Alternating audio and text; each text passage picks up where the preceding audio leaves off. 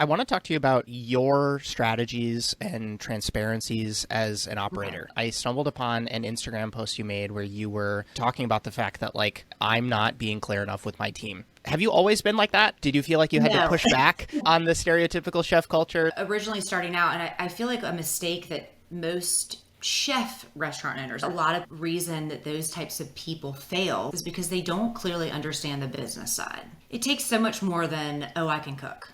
And when I first opened, I never understood about communicating. I didn't even know my front of the house. But what I started to really appreciate was the business side of it. And that you have this whole team of people that are looking to you. And if they don't know your vision and your strategy, they're not going to all be on the same page. And so we did this exercise where we asked our management team who is responsible. We listed out like 7 or 8 scenarios of which specific manager was responsible for that task. Hardly any of them got the same answer. So it just kind of goes to show you how easily something can get misconstrued and you think that he's on the exact same page as you are, but we all learn differently and nobody can read my mind.